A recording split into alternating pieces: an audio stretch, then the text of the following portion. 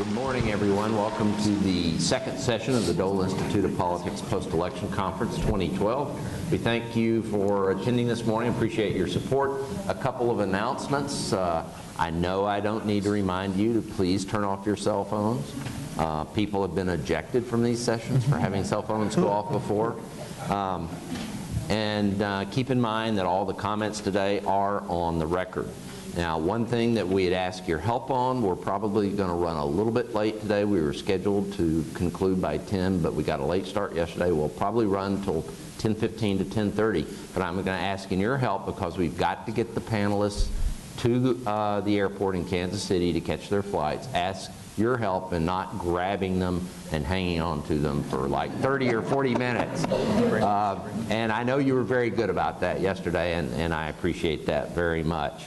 The Q&A we'll do just like yesterday, and we are going to try to carve out a little bit of extra time for Q&A this morning. We'll ask you to queue up back there and ask you to ask a brief question. No statements allowed. Our panelists, again, if I can go through and do very quick introductions. To my left, Jeff Zeleny, New York Times. Jeremy Byrd, Obama campaign. Marlon Marshall, President's campaign. Brent Colburn, the President's campaign. Erin McPike, RealClearPolitics.com. Jerry Seib, The Wall Street Journal. Katie Gage and Rich Beeson from Governor Romney's campaign. James Hohmann from Politico. Joe Linsky, exit pollster, and Nancy Dwight, Republican strategist and Dole fellow. Good morning, everyone, and thanks again for participating. One of the things that I wanted to start with this morning before we go to Joe Linsky and have him kind of review the exit poll data is I never recall an election, a presidential election, that was so close at the very end, both sides were absolutely confident that they were going to win. At least that was the appearance to the outside. And I'd like to kind of understand that a little bit better. So I'd like to start with the team from the President's reelect and have you guys talk about the numbers that you were seeing and how you were tracking things, and then go to the Romney side. Sure. So I'll start. Good morning, everybody. Good to see you again. So, you know, we were looking at a bunch of numbers throughout the campaign. You know, we had our pollsters, so we had a bunch of pollsters that each had different battleground states, and we would run sort of national battleground tracking. We didn't really care about national polling from public polls, and we didn't care about doing a national poll. For us either, it wasn't important to us what folks in Alabama and California had to say. We wanted to know where we were on the with folks in the battleground states.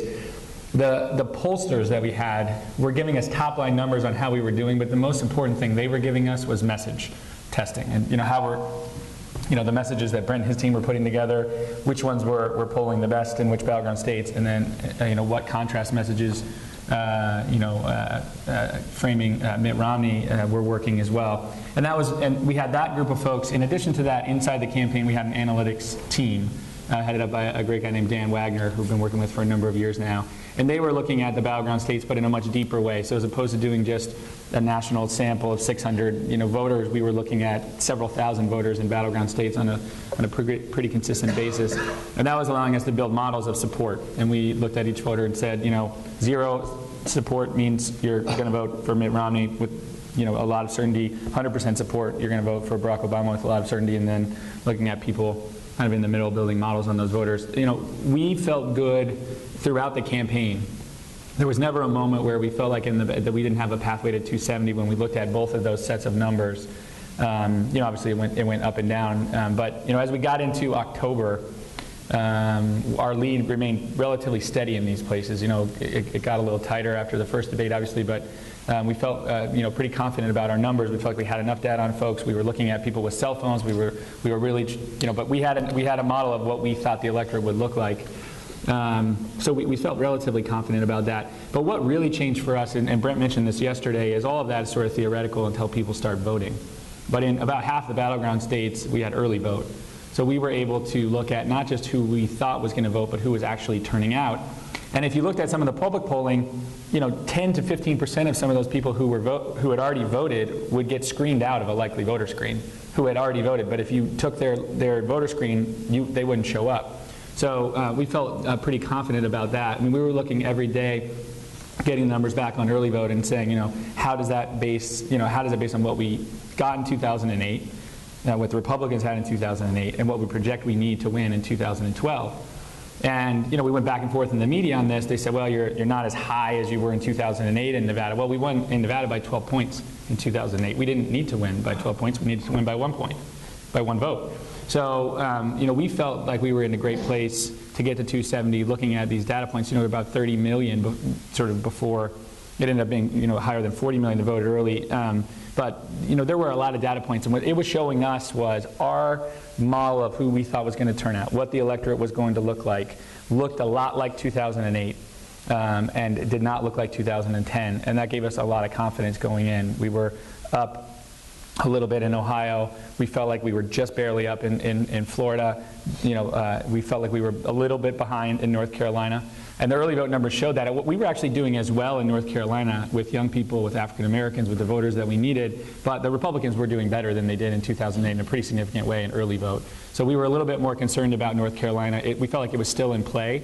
And we felt like the media narrative about it was a little bit off, that it should be written off. We felt like we had a chance there. And look, our analytics folks were right on. And when I knew we won the election was sitting in the boiler room on election day.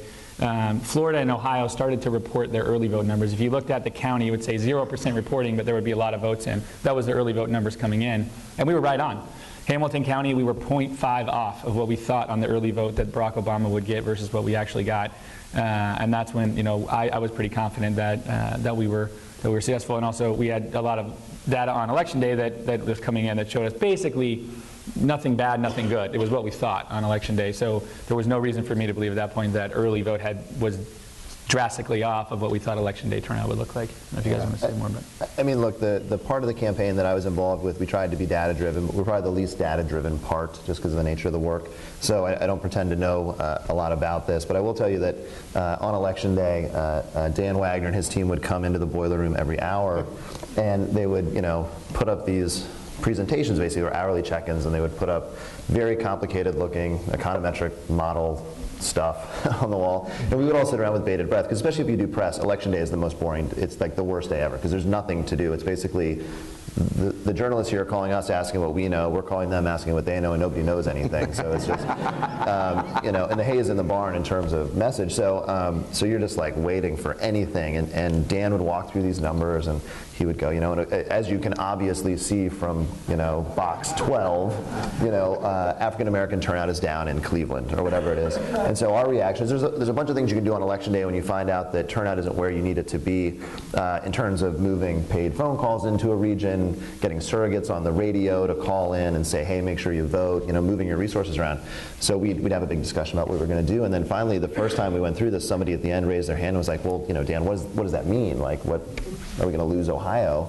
And he was like, well, no, that means that our model has us winning with 53.2%, and now we're going to win with 53.1, right? So the instrument was very fine-tuned in a way that I had never seen before, and it was helpful. But again, we never failed. We talked about this some yesterday. We saw fluctuation in the numbers of the Romney campaign, but I don't even know exactly when, but sometime in the summer we hit a floor, and we just kind of never dropped below it, and we felt good about that. Right. And then the one thing I had too is we used all this data as well too to figure out who we were going to talk to in terms of our field program, and particularly when people started early voting, we had all these data points already. When the early voting started, we were able to continuously refresh our model and say, like, okay, here's the best, top 10% of the folks we got to go after.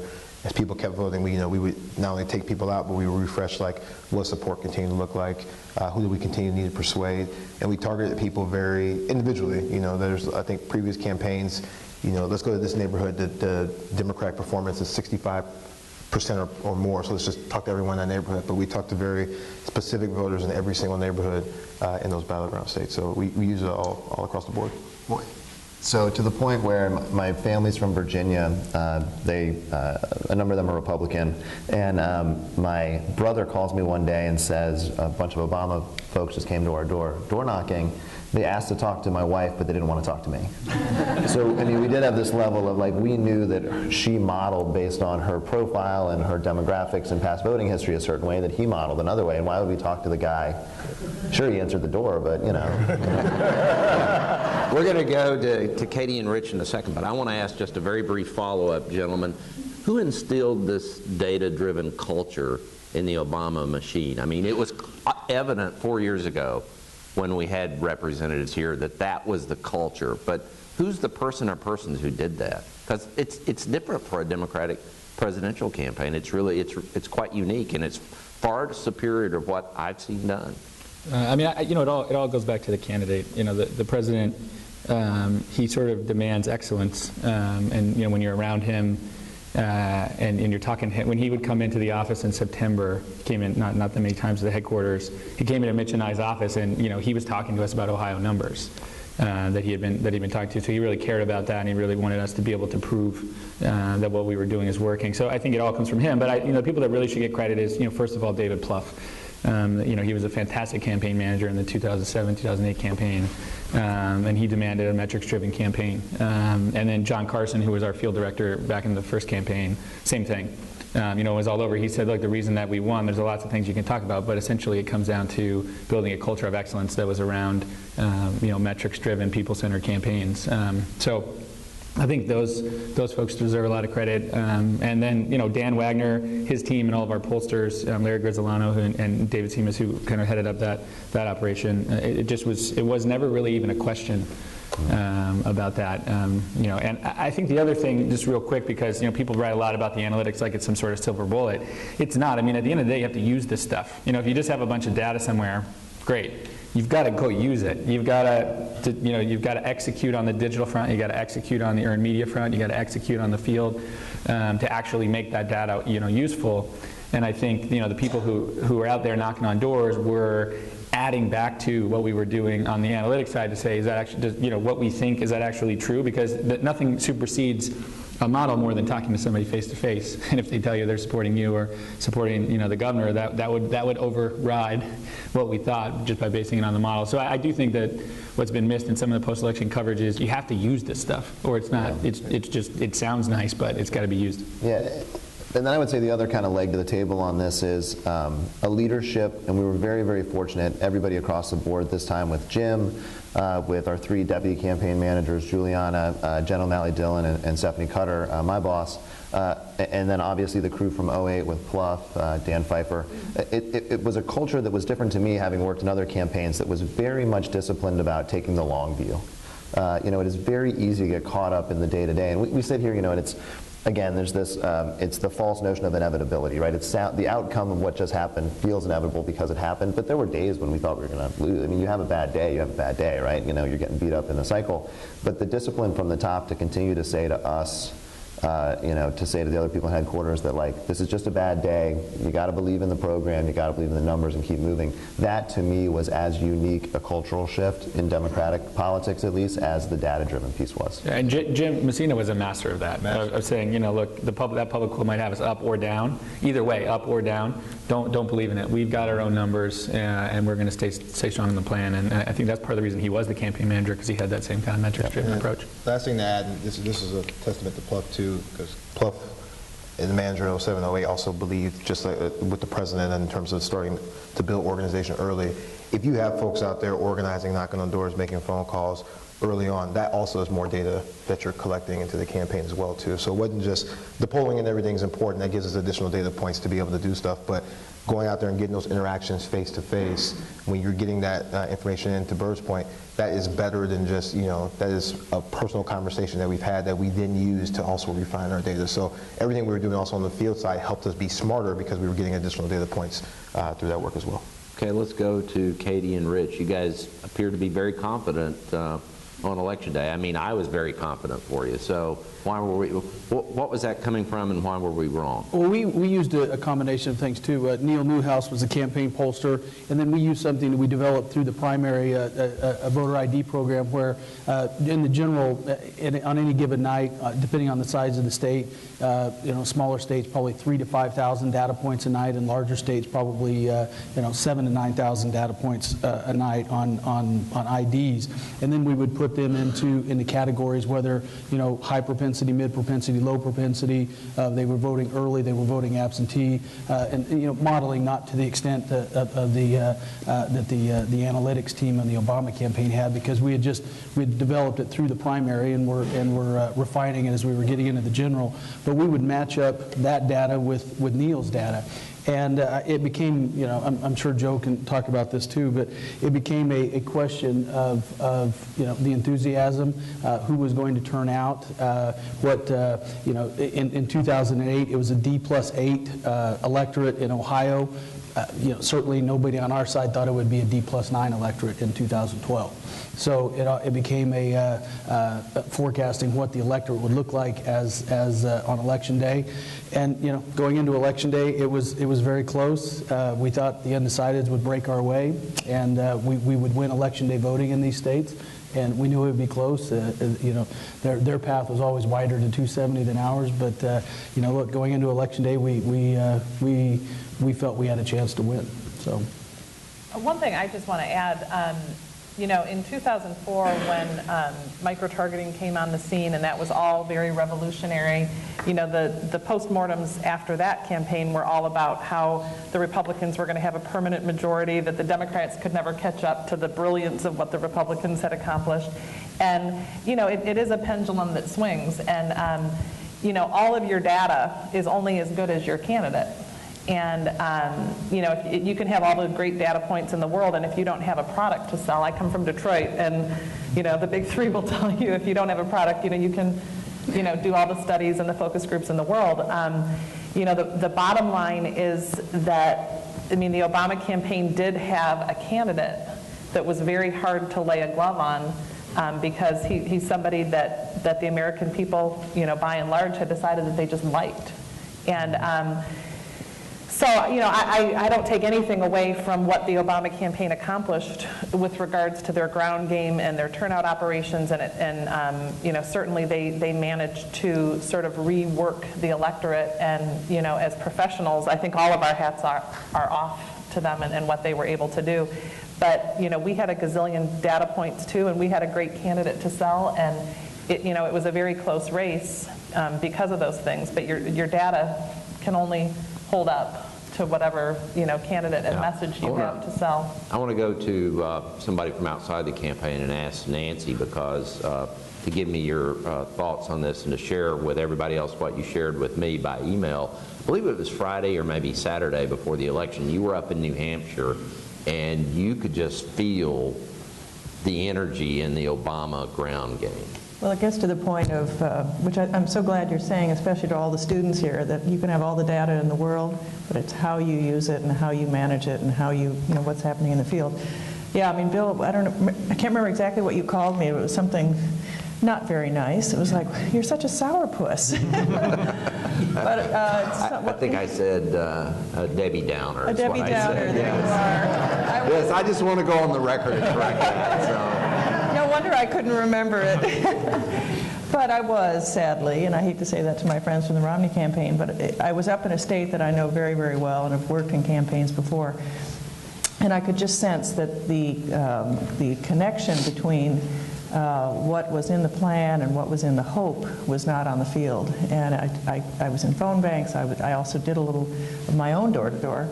And I could just tell it. So that was basically, but it just gets to this very good point. And I think the Romney people did a terrific job bringing on our side up the sort of level of technology once again. We're not in any shape yet matching them, I don't think, but that's our task going forward.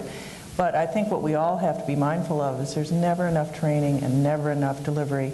And in my personal belief is the strength of your operation is your person-to-person approach.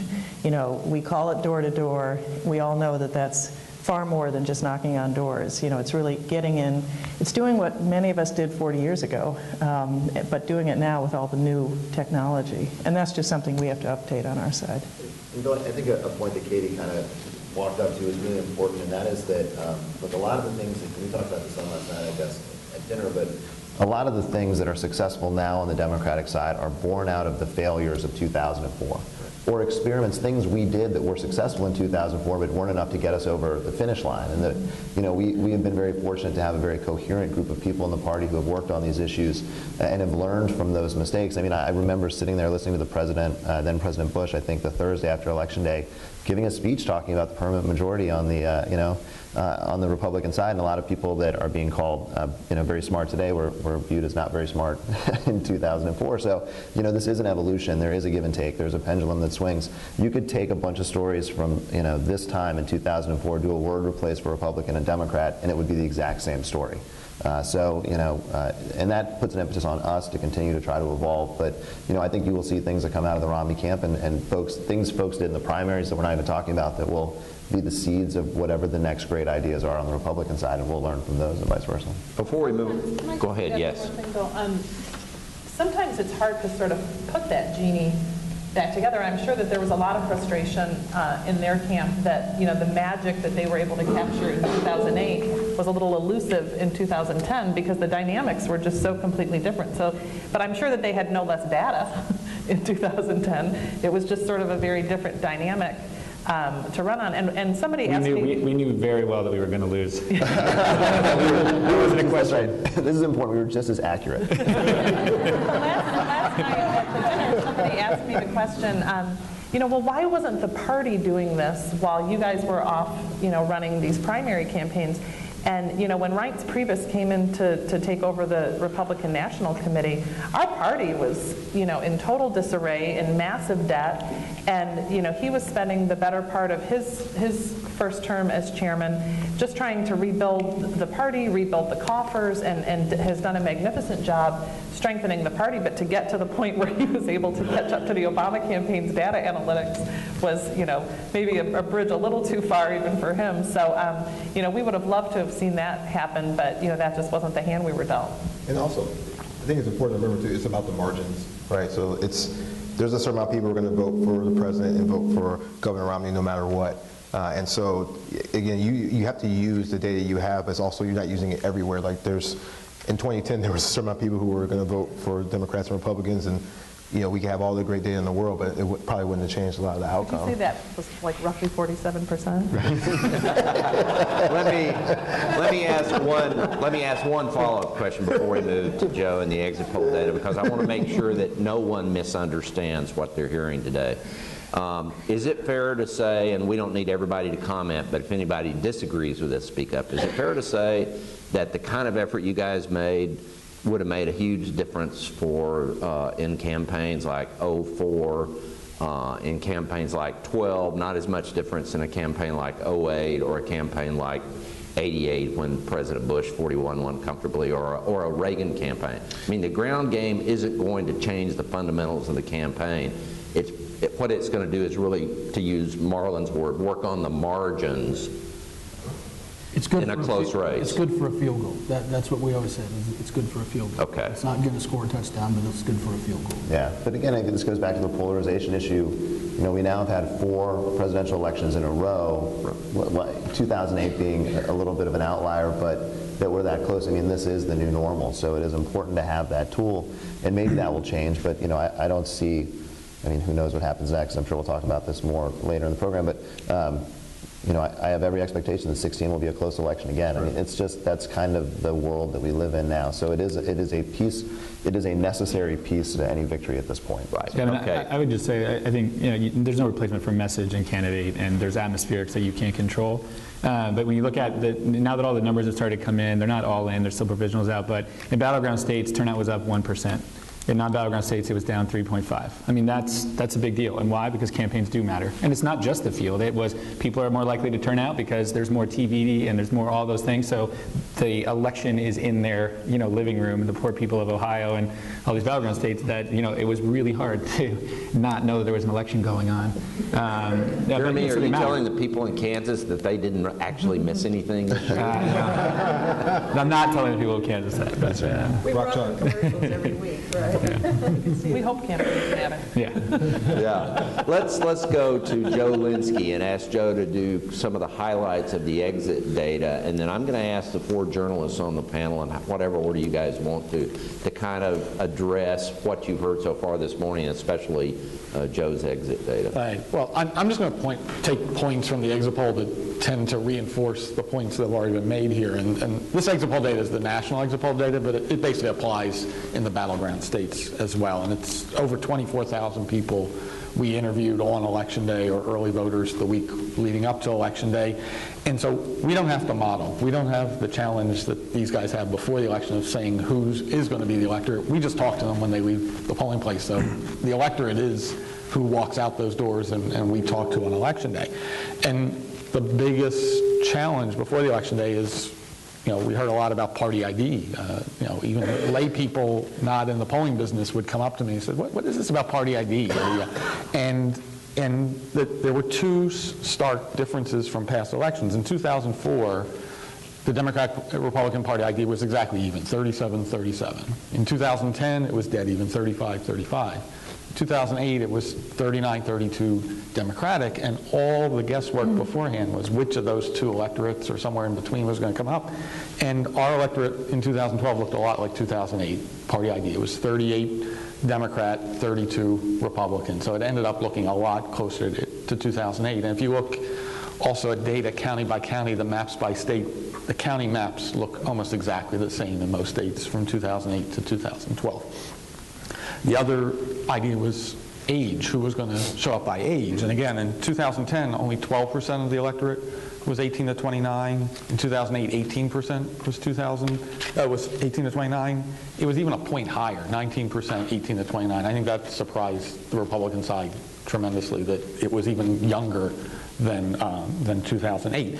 And why do these things matter in terms of who shows up? And the point Brent made, that there is indeed more polarization. Democrats are more likely to vote for their Democratic nominee than ever before. Only 7% of self-identified Democrats voted for Romney. That is the lowest number ever in an exit poll, going back to 1972. Only 6% of Republicans voted for Obama. Again, that ties for the lowest with 2004, when only 6% of Republicans voted for John Kerry. So, when you identify a Democrat or Republican, you've identified a voter now because of this polarization. The other trend, and we have this data going back a long way, is the changing racial profile of the electorate. And a lot was talked about this.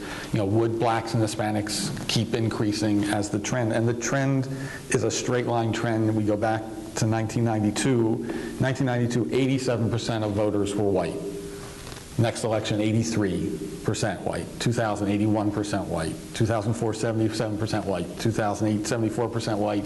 This year, 72% white. I mean, it's a straight line increase or decrease by 2 to 3% a year in the composition of voters white, and the composition of voters Hispanic and Asian and African American growing by about 2 to 3% a cycle.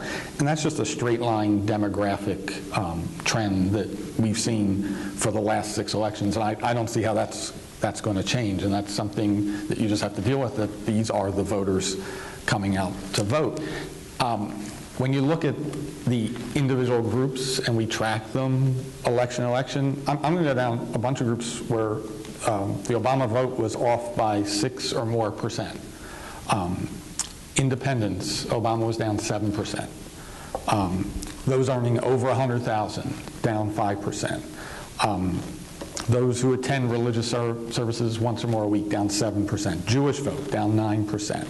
Rural vote, down 8%. Even 18 to 29s were down 6%. If I gave all these numbers to the Republican team before the election, they said, we're going to win. We've hit all the targets of the groups we want. But the electorate wasn't the electorate that these numbers would put them over the top. The electorate keeps evolving. The electorate wasn't the electorate of 2004, it was the electorate of 2012. So even though these numbers would have won the election in 2004, they couldn't win them in 2012. And the one other thing, on the other hand, there were actually groups that I think the Obama campaign did a really good job of putting targeted policies on the table. And you see that in the exit polls. The few groups where the Obama vote actually went up since 2008, the one group, Democrats, was up 3%. So Democrats were even more strongly for Obama in 2012 than 2008. But the three other groups where you see it, Hispanic vote up 4% for Obama from 67% to 71%. Asian vote up 11% from 62% to 73%. I think both of those, the immigration policy statements and positions of the Obama campaign and the seemingly anti-immigration positions on the Republican side, especially during the primaries, really hurt Republican efforts on those groups. And the other group, and we can only ask this in a survey with over 24,000 people, but we asked, are you gay, lesbian, or bisexual? And the Obama vote went up from 70% to 76%. And again, that was another policy decision that the Obama campaign made in the middle of the year to target with same-sex marriage policies, and it gets picked up in that group, so a 6% increase there. So you can see in the exit polls both strategies playing out. It's just as the electorate evolves, the Democrats have more numbers for the groups they were targeting than the Republicans in the exit poll data. Okay. I want to get comments from our journalists on this, but I want to add a little bit of historical context to one piece of data that Joe made a point on. He said that, if I got it right, Governor Romney got 7% of the Democrats. Is that? Yes. Yeah. That's what I thought I heard. Back when I was doing big campaigns and when Nancy and I were working together in the 80s and the early 90s, a Republican, to win, a typical Republican coalition would include 30% of the Democratic vote, or 4 times what we're seeing today. So that shows you the point about the polarization. For comparison, in 1980, Ronald Reagan won 26% of the Democratic vote. In 1984, he won 25%. Even the first George Bush in 88 won 17% of the vote. And George W. Bush in both his elections were still in double digits, 11%. So there were Reagan Democrats. That doesn't exist anymore. So Okay. Just one quick question. How much of that is a reflection of the polarization of the two parties, and how much of that is a reflection of people that are sort of soft Democrats and soft Republicans no longer self-identifying with their party? I think, well, there has been an increase in the number of independents. So there are more people that tell us they're independent that aren't enthused by either party. So that does exist. But in terms, it's not just polarization, it's almost unification. If you look now in the House vote, the same numbers, mid-single digits, switching sides.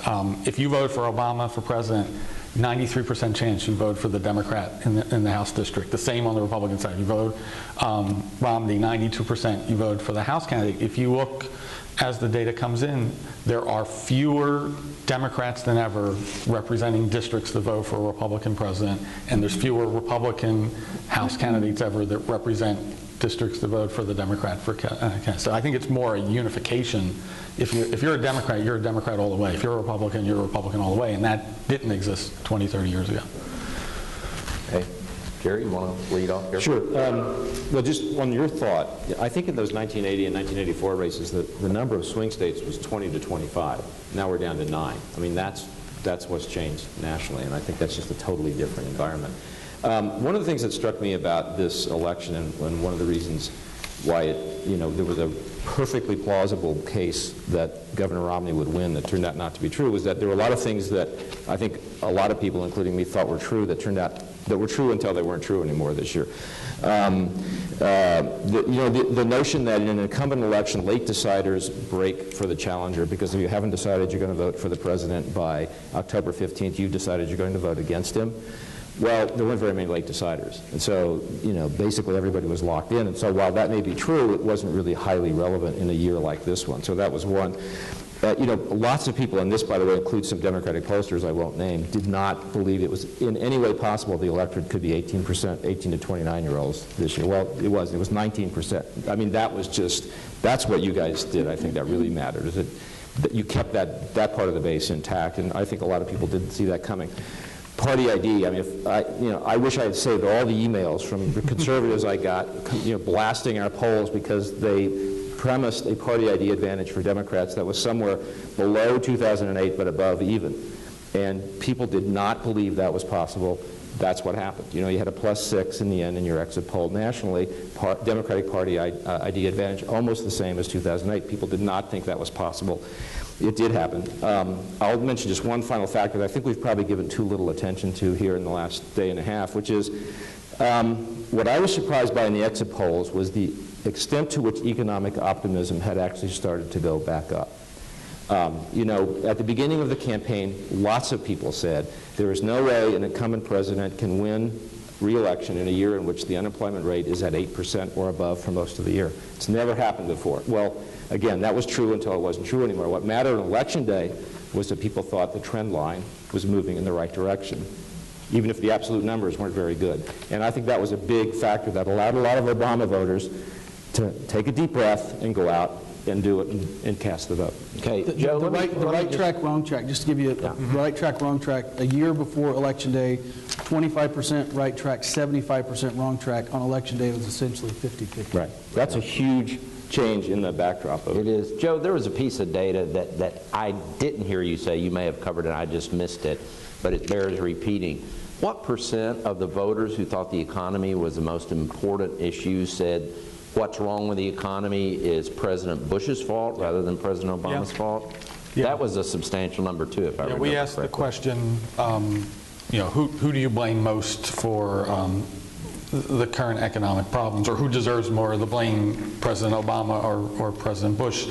Let me get the right number here. I think it was 51% blamed President Bush and 43% blamed, actually it was even more, 53% for Bush, 38% blaming Obama. So even 4 years later, any of the lingering economic woes were more likely to be blamed on President Bush. Yeah, okay. Other comments? Else I would agree exactly what Jerry said on the economic optimism, especially in battleground states, in the places where the presidential campaign was really playing out.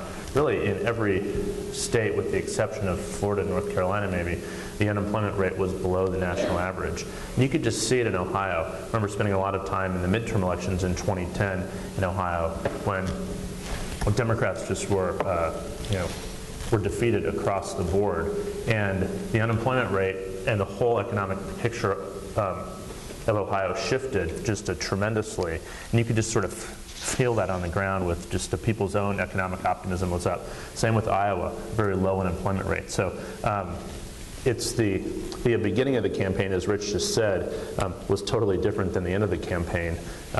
So we all kind of watched these monthly the unemployment reports, like the number that came out this morning, but that wasn't exactly how people were experiencing this. In these battleground states, it was just a rosier outlook, I guess. One thing that sort of struck me throughout the campaign as I would travel around was voter registration.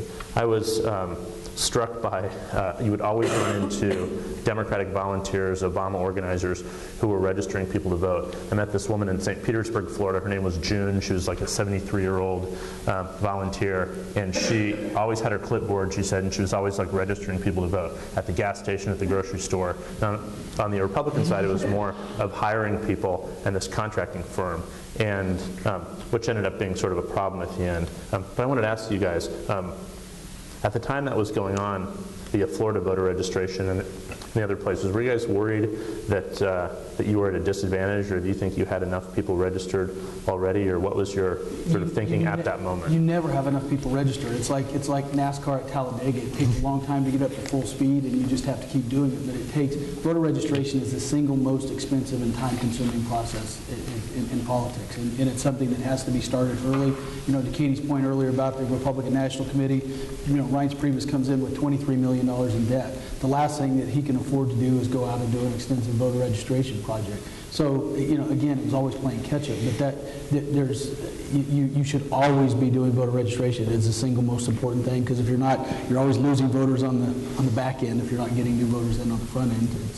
Is that something that can be outsourced, do you think, or is it better if volunteers are doing it? Well, I think it's certainly better if you can have the kind of apparatus that the Obama campaign had a year ahead of time to be able to do it with volunteers. But in the absence of that, certainly you must outsource it. Okay, James, did you have some thoughts on that? On the improving economic confidence, it was Democrats coming home. The people who changed their mind from saying the country was on the wrong track to the right track, and we noticed this in our polls in the crosstabs, were Democrats. An illustration of all these numbers happened for me in Iowa.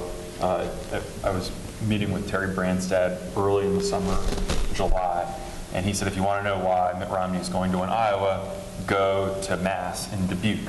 So I hopped on an airplane and flew to Dubuque and went to 3 different Catholic Masses and filled up 3 notebooks, talked to dozens of voters, and I found a ton, this was in July, a ton of Obama voters in 2008 for whom the thrill was gone. They were no longer excited about the president. They had a lot of complaints about him. Terry Branstad believed it was related to religious liberty and contraception, but it actually had nothing to do with that. It was really just frustration with the slow economic recovery, even though unemployment was relatively low there. It was just a lot of feeling that he was out of his depth and over his head, wanting to give something new a try. But those people weren't sold on Mitt Romney. A lot of these I should add, a Democratic stronghold of Iowa. It's a Mississippi River town.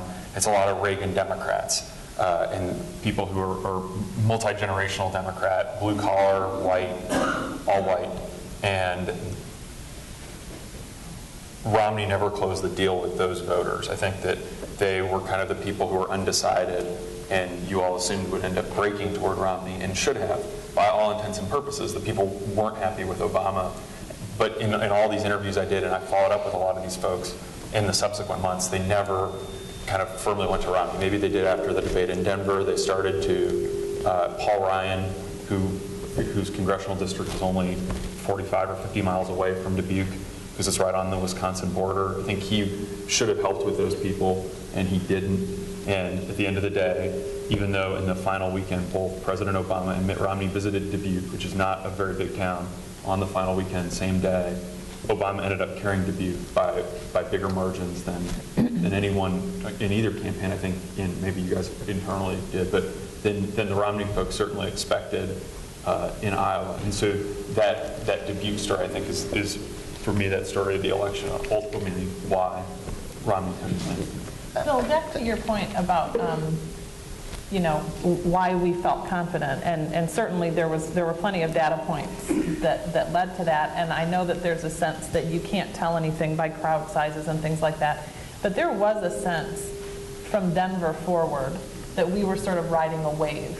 We felt the energy out there. It felt like a winning campaign, and I think you can't look at the numbers and attribute a win to the size of crowds, but certainly in 2008, I think the Obama campaign felt a sense of this is what a winning campaign feels like. And one thing that hasn't been talked about at all here is that 1 week before the election, a hurricane hit that completely dominated the news coverage and made it virtually impossible for us to put forward any kind of a proactive campaign message. And again, you play the hand you're dealt, and there was a crisis occurring, and there were lives lost, and so politics takes a back seat at that time. But all of a sudden, you had this kind of double whammy of the right track numbers improving dramatically, and you had the president having an opportunity to go out and look like a president. And that was a very difficult thing, a very difficult environment for a challenger to campaign in. And it sort of paralyzed our campaign. And I think, had there been 2 more weeks, following that, maybe, you would have seen a different dynamic. But, for it to happen 1 week before the election, we never really were able to get back on the wave. I think that an interesting point that we haven't talked about, it's a little bit boring, I guess, but I think it's worth noting. We, both campaigns, and everybody does this for a living, we like to talk about these things in this context of it almost being like a game where we're moving pieces around, because it's the way that we think about these things. But the reality is that, a lot of the reason that Barack Obama won the presidency is because Barack Obama has done some things as president that people like. So I guess what I'm saying is governance matters, and I think a couple of the things we've just talked about matter. Like, as much as we would like to take credit for it, our wonderful messaging operation, the right track numbers weren't getting better because we were telling people things were okay. They were getting better because there were less foreclosure signs. They're getting better because people were getting back to work. Now, you can have a policy discussion about whether that's because of the president or because of something else. We believe it's because of the president, but things are getting better economically. So, and I think the hurricane's really interesting. Before I came to work for the campaign, I worked at FEMA for 2 years and worked at DHS for a year, so have dealt a lot with hurricanes. You know, yes, you can say that's something that stopped momentum, but that was not a slam dunk moment for us. I mean, we've seen that natural disasters can go very badly for presidents.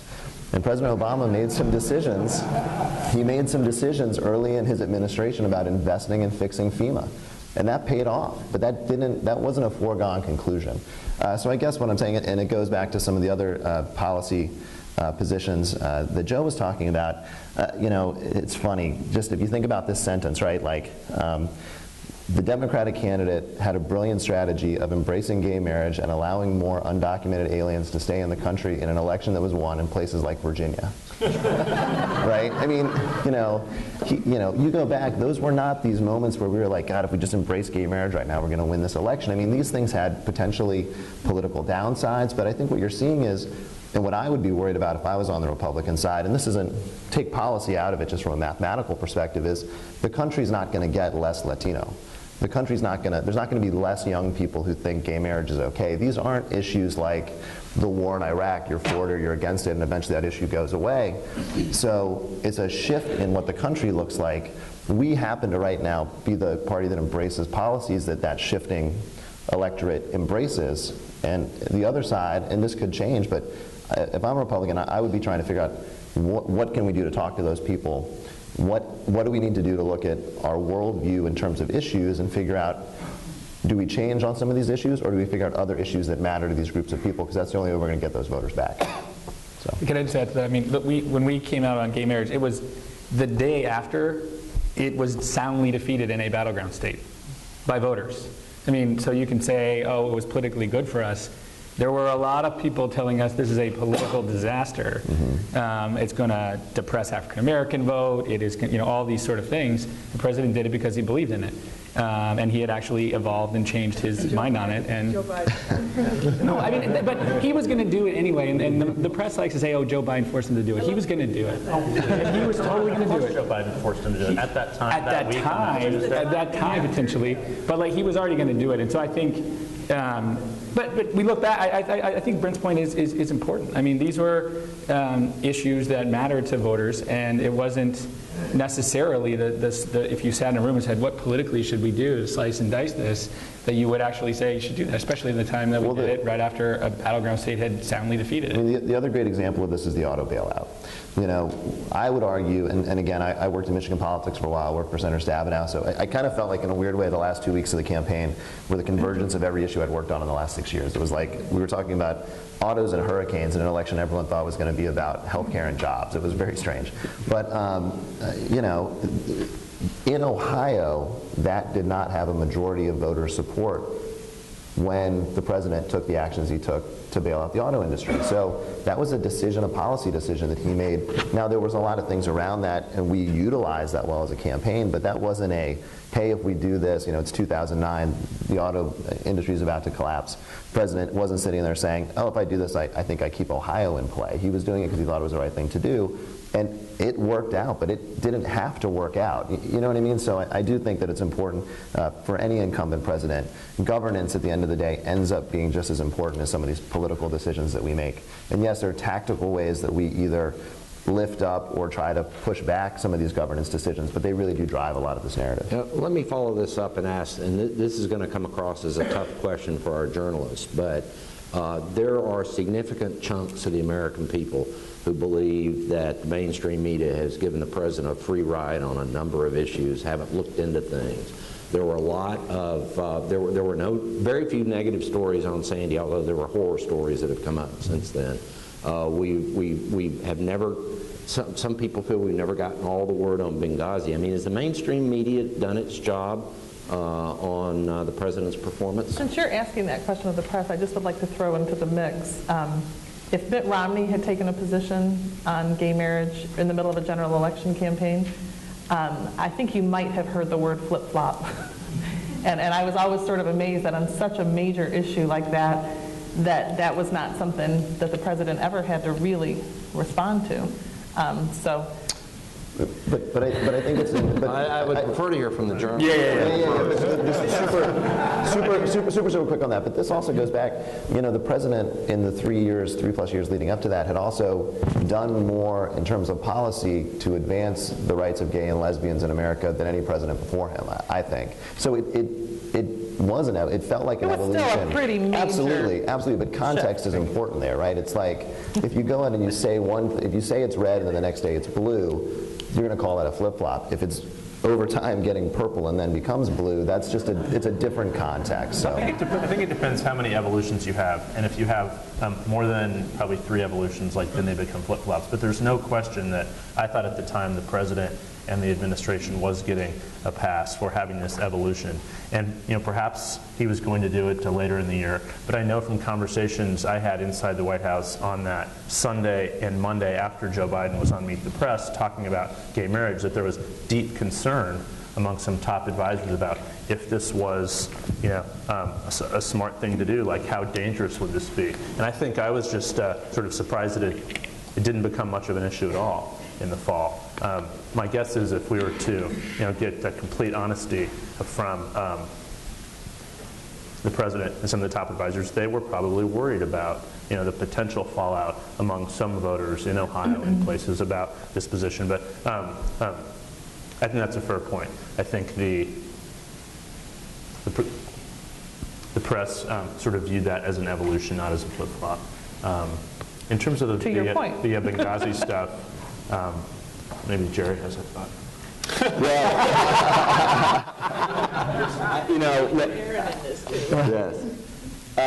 Look, trust me, I have devoted many hours of reporting work on Benghazi, and we've written volumes about it, and we'll continue to do that. But I do think Katie raises a fair point, and one we ought to always look at. I mean, I think it is a fair point, and we ought to examine ourselves as well as the process and what the political people do. I think it's probably a mixed bag, I guess is what I would say. I mean, I think that a fair amount of the Solyndra story came out of actual, real reporting by journalists as opposed to oppo research by Republicans.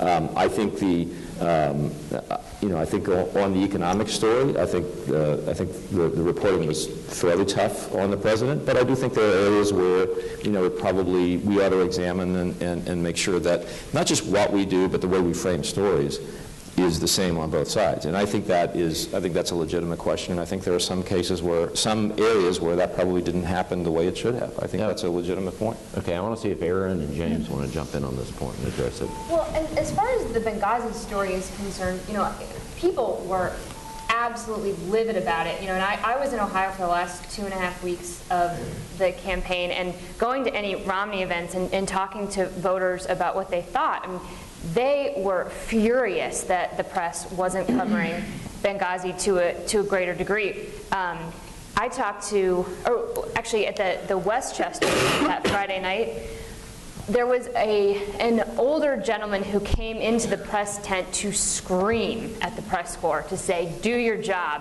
why aren't you covering this? So, I think potentially the press had not done enough because they were so focused on the day-to-day of the election.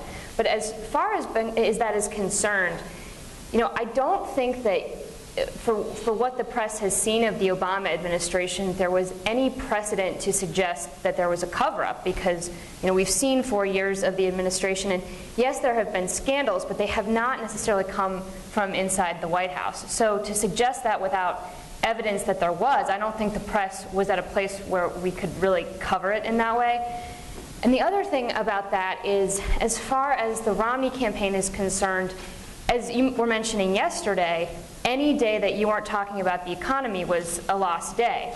And I think the effect of that is that the Romney campaign was not talking about foreign policy very much throughout the campaign. And I had written a story saying that they're focused on the economy every day, and the only time that you saw any focus on foreign policy is if there was some sort of international incident or event, and you'd get a statement from either Mitt Romney or someone in the campaign essentially blaming something on Obama, but there wasn't a consistent focus on it. And so I don't think that Mitt Romney had built up quite enough credibility on foreign policy to really make that enough of a focus and take the president down on that issue. So is the Romney campaign's fault? No, I don't. I'm not suggesting that at all. My suggestion is that it just, you aren't going to be able to drive the message in the way that I think you probably hoped. Well, to. I'll add to that. I mean, you guys came out with a press conference before you knew the facts. That hurt you in the press. I mean, it did. It was a problem. And I think the debate on Benghazi, I think there were some errors, on your guys' side in the campaign for that, and I think that hurt you in terms of the narrative was not clean. It got muddled. Whether that, we're laying a political lens over something that shouldn't have any political. You did that in your press conference before knowing the facts. Exactly the same thing with what you had already, what the administration had already started. So, and that, again, that gets back. We can argue back and forth on the media back and forth, but what the governor's statement was nothing different than was coming out of the administration. But yet that somehow got lost in the mud. This ties into the 47% discussion yesterday. I do think we were talking about kind of covering the permanent campaign. Libya in the final weeks of the campaign, just because it was happening in the cauldron of October, got covered in a political way. I think you all let 47 brew for a little while. Joe Biden was out there playing coy all day after the 47% blew up, not commenting on it because you didn't want it to be the Obama campaign attacked Romney for 47%. You wanted it to be an organic story. And I think what happened with Libya, because of that release and a variety of other things, ended up being a Republican versus Obama story instead of what actually happened, and at least for political reporters. And meanwhile, the Wall Street Journal is in CBS, and a bunch of other people were doing hard-hitting, good Benghazi stories. I think it was one of the mistakes I think the political press makes in the final month of a campaign. I don't want to move too far from Benghazi if that's where you wanted to chime in, but is we on the early vote. In writing about the early vote, there's a tendency as a political reporter to say, the Obama campaign says they're killing it on the early vote, but the Romney campaign says they're actually not, and it's basically tied, and taking your briefings and your guys' back and forth memos and not really understanding. In fact, you were doing a really good job on the early vote in a way that I don't think ever came across in media coverage, because we were all so eager to show what both sides were saying, and I think on the early vote especially fell for some of this spin. But as a credit to the Romney campaign, compared to 2008, compared to what you might have seen from Sarah Palin, there was not antagonism, just open antagonism of the press from Governor Romney in his stump speech. He wasn't he was no Spiro Agnew in terms of talking about the media, and I think it was a respectful and very professional. Well, I mean, Bill, I think that it's fair for conservatives to be concerned. I mean, that's just the truth. We traveled with 60 to 70 permanent sort of traveling press with us, and I think by and large they do have a pursuit to be objective. I think that most of the reporters that we've gotten to know, and some I would even call friends, do pursue objectivity. But the truth is, by and large, they are liberal. They have a liberal worldview, and while they don't mean to be anything but objective, their worldview is more liberal than middle America by and large. And I think it was something that as a political professional, it was something I don't think I even really wanted to admit, but over the course of this campaign, it did become very clear to me that there is just a worldview within the press corps that's more liberal, certainly far more liberal than our party base, and to the left of the middle of America. And so I do think that it's certainly not to the degree of maybe what Governor Palin or even Speaker Gingrich might have said in some of their comments, but there is a liberal bent that makes it a tougher environment for a conservative to run in. But don't you think, I'm not a press person, which is why I always sit next to Brent, but don't you think the press or the coverage always ebbs and flows with the times? I'm trying to remember a good press story from 2010, and it's very hard to think of one. So it's a serious question. I mean, we can say it's a liberal bias, but again, I think there's been, in his 4 years of governance, there's been several I'm not saying that he's gotten a completely free ride, but what I'm saying is that if you were to do sort of a blind taste test or a blind vote, that you would find even among, those that, the press that traveled with Mitt Romney on a day-to-day basis, that you would find a very, very high number that actually cast votes for Barack Obama, because that's just where, their leanings are. I want to move along, but I want to get just a very quick reaction to this. Am I incorrect in saying that empirically, and this isn't questioning objectivity of reporters and journalists, but just in polls taken where they are asked to say their ideological leanings, isn't it pretty consistently pretty highly liberal? Yeah. I think that's a bit of an oversimplification now, given all the channels and levels of information. I think you have to factor, Fox News into this. I think you have to factor talk radio into this. And by and large, of the whole, I think you're probably right. The majority of reporters, or a lot of reporters, are educated on the East Coast. So I think people think that makes them look liberal, but I would actually argue that I'm from Nebraska, a conservative state. No, but I mean, I think liberally. But I think that actually, believe it or not, most reporters are in the pursuit of one thing: a good story.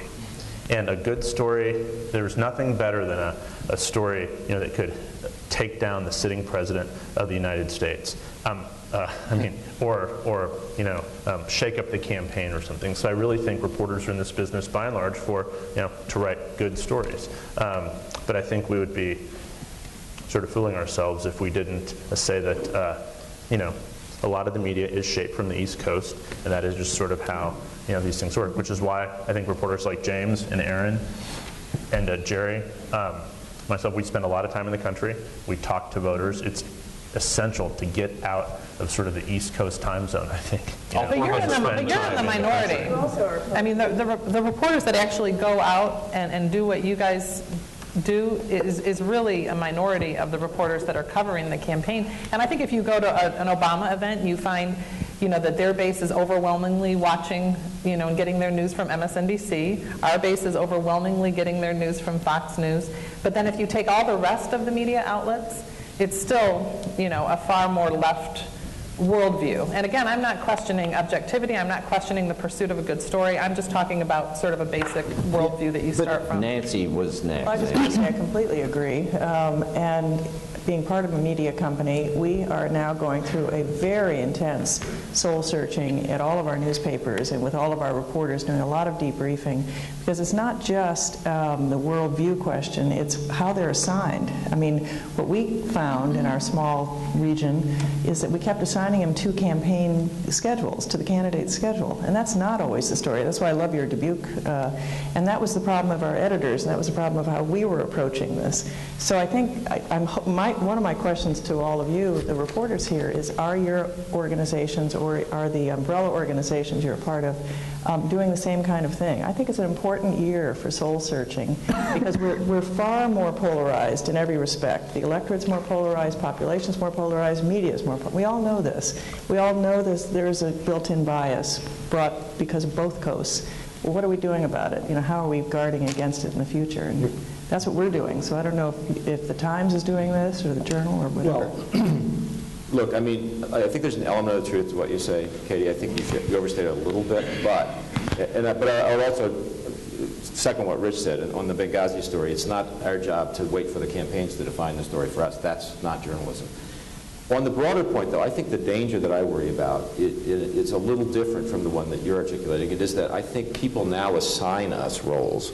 They think Jeff's publication ought to be leaning left, and they think my publication ought to be leaning right. And our job is to make sure that that doesn't happen, because that's a really dangerous place to go for journalism and, in my opinion, for the country and for democracy, because you've got to have some referees on the field who are honest. And if we're not honest, you guys ought to call us on it, and you guys ought to call us on it, or readers ought to call us on it. What I don't think we ought to let happen is for people to assign us partisan roles, and then we as journalists step up and play those roles. And if we're doing that, on the left, that's not just a mistake.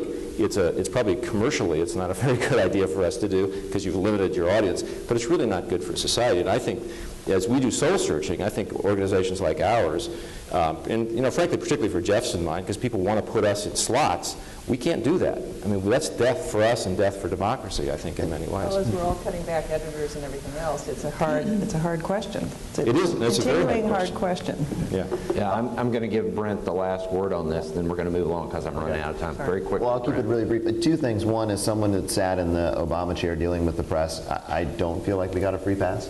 It did not feel on a daily basis like we were getting a free pass. And I think that it's important to go back to Jeff's point about the bias is towards the good story, and I think kind of the Romney surge coverage is a good example of this. I mean, we were on the phone every day with reporters saying, what you all are reporting in terms of a surge in the swing states is not in our numbers. And the proof's in the pudding. They weren't there. That's why we won in these states. But that was a much better story, and it had legs beyond that. And that was a bad story for us. That hurt us. You know what I mean? So I do think you can have a philosophical discussion about if there's a liberal bias in the media. But if you do look at the coverage within a campaign cauldron, what I've seen over the last 12 years is reporters are running to whatever the good story is. And trust me, John Kerry in 2004 got his teeth kicked in a lot by the press, and that's not because they were liberal. You know what I mean? So I think you do see an ebb and flow. Just as a final note, I mean, what the main journalistic bias is toward conflict, and you guys did a bad job both for us. There wasn't a single campaign shakeup, long knives out, backstabbing story in either campaign this year, and I think that was a real letdown. Yeah, Aaron. It's never too late. I would just say one thing that was specific to this election that's not necessarily a partisan thing, but that's obviously clear, and I'm sure you both would agree, that the press corps was simply more hostile to Mitt Romney than President Obama. And you could see that in some of the press conference that he had, particularly that night when he was in California and addressing the statement that you had put out about Benghazi. And there were some 7 questions, I think, and it was more antagonistic than it probably should have been. And I wasn't there, but my editor and I did have a conversation about it afterwards, and he didn't really get a fair question. We had press conferences. What's that? Well, I was just not many. Not that many. Yeah. Okay, I want to move along here. We're running out of time. I've got several more subjects I want to get to. Bill, just one last thing. I mean, Politico literally wrote a story the week before the campaign saying how the Obama White House had changed the political culture with journalism to be more antagonistic. So I do think there's a little bit here that is just, both sides, you always feel like the bias is against you. You know what I mean? It's just kind of, it's But in our human case, it's nature. actually true. You might want to go back and change that story. Okay, I want to move along. When Joe was sharing the exit data, he really confirmed what some people felt after the 2008 election, that the demographic shifts going on in this country were leading potentially to and I'm not going to say permanent progressive or liberal coalition, but a clearly more democratic nation. We thought in 2010, Republicans thought, I think, Joe, that really didn't apply anymore, that things had been so dramatic in 2010, it changed so fast. So my question to everybody in terms of the future of the Republican Party, I mean, I think a lot, it all gets down to this. Why some people were confident that Romney was going to win is because they were confident that the white vote in this last election would be higher than the 72% that your campaign model said it was going to be. Right, Now, and you all guys the numbers I read were presidential elections. Yeah. Off-year elections are completely different. Yeah. I mean, 129, 130 million people voted in a presidential election. Fewer than 100 million are going to vote in 2014. Right. So the odds are, 4 years from now, it's going to look a lot more like 2010. Yeah. So my question then is, based on what Joe just said, what does the Republican Party need to do to compete? Well, certainly, I mean, I don't think it's any big state secret that that the party, does need to do more to reach Hispanic voters, African American voters, female voters. I think, we do have a message of economic independence and economic prosperity that can resonate. I think that there's a lot of rhetoric that comes from areas within our party that, as I said yesterday, unfortunately Mitt Romney had to own, even though he didn't ever really articulate it all. that interferes with that. But I think that there is a message to be delivered to those voters. We haven't quite figured out how to thread the needle very effectively, but I do think certainly among Hispanic voters, this is going to be, a continuing problem if our party, can't figure out a way to better articulate an optimistic message for them. And whether it's 2004 or 2012, to quote Mark Twain, the reports of our demise have been greatly exaggerated. I mean, again, in 2 years we'll be having a much different discussion. Midterms are different elections, and then 2016 will be a completely different election. An open presidential. So do we have to do work? Absolutely. But again, this is the exact same discussion we were having in 2004 on the Democrat side, and so it's part of the discourse, and I think part of what makes our country great and the democracy great is we have this give and take. So. But isn't what's different, though, that the playing field is changing? I mean, it's dramatically different from when I was involved in politics, and Joe's saying, if I understood right, Joe, don't want to put words in your mouth, that the electorate we saw this presidential election year is probably going to be similar to the one we see in the next election. Good. I think you. I have the contrary view. In 2004, you had post-New Deal Democrats who didn't think that the field had changed. Now you have post-Reagan Republicans who don't think the field has changed. So, as we move into the next cycles, people will come to realize that the field has changed, that the playing field is different, and we will adjust to it. I think from our side, we can't also as Democrats get comfortable and just say these people aren't our buckets and we have to, we're great. We have to still, do policies, reach out to the voters and make sure that they know, from our end, why we're the best party. And we're fine with the status quo it is right now. If you guys don't want to change, that's totally fine. But I do think we got to always continue to figure out how we can reach out to voters. And I think, the one thing that shocked me actually last week is that then, 3 weeks after the election, there was a story, I think it was broken Politico first, about Republicans not having a woman committee chairman, and then they finally brought in the Congresswoman from Michigan, and so those things that has to, both parties really have to look at how can we reach out to all groups of people, because after the election happened like that, I don't see how something like that happens. So I do think we all have to have a broader look at everything. Well, I think this is really important that in these postmortems, there's been a lot of talk about the president won re-election because he won blacks and Latinos. The president won re-election because he won more votes from Americans than his opponent. A lot of those Americans happen to be black and Latino. So I would just disagree with Katie that I don't think the Republican Party has a messaging problem with these folks. I think they have a product problem when it comes to a lot of voters.